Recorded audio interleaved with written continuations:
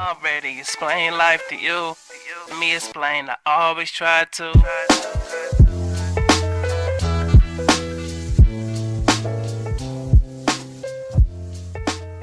Welcome to the Deep Dive. Today we're getting into some really powerful source material.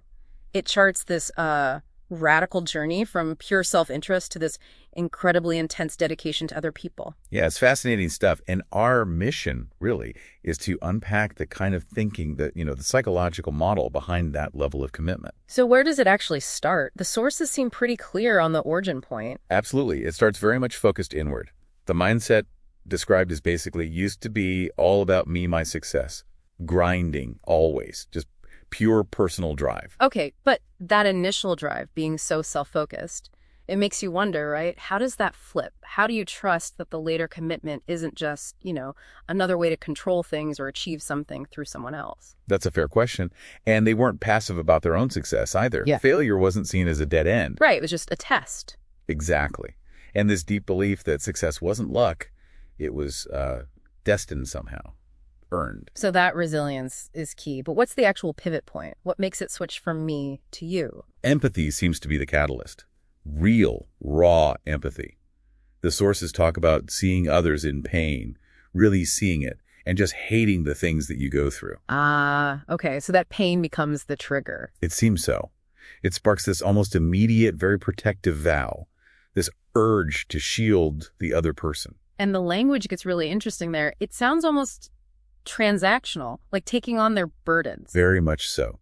There's this line about taking on all the worries, give them all to me. I mean, everything, like a shopping spree. It's not just, I'm here for you. No, it's like hand over the entire burden right now, a total transfer. Exactly.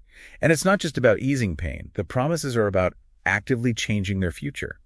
Things like vowing to give you the world. Or to get you higher. It's not just support, it's elevation, a mission almost. And a key part of that mission seems to be dealing with the past. Yeah, that line about close your past like a curtain call. That's powerful stuff. It's not just therapy speak. It sounds like actively trying to erase obstacles for them. It's like future-proofing the commitment. Yeah.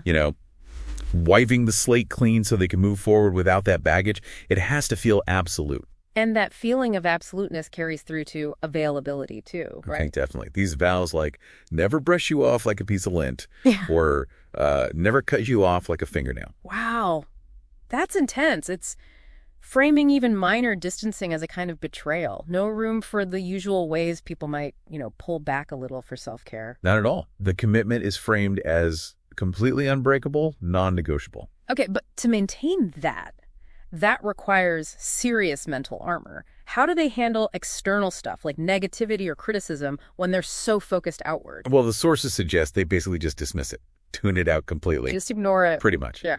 Do they keep that laser focus on the other person's success? Everything else has to fade away. Haters are just the past like yesterday.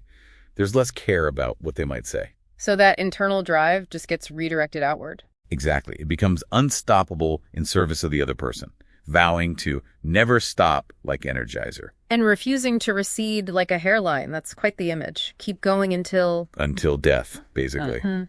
The grind continues, but the beneficiary changes. Which brings us back to that core shift from used to be all about me. Now it's all about your success. It's a complete transfer of focus and drive. So this deep dive really highlights a specific model of commitment.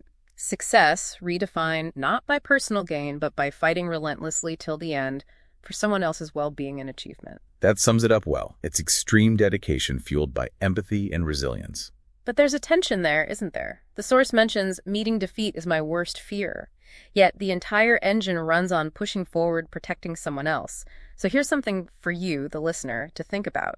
How do you manage that kind of intense, maybe even paralyzing fear of failure when the stakes are so incredibly high when someone else's success is literally the only thing that counts as winning? That's definitely something worth chewing on. Already explain life to you. Me explain, I always try to.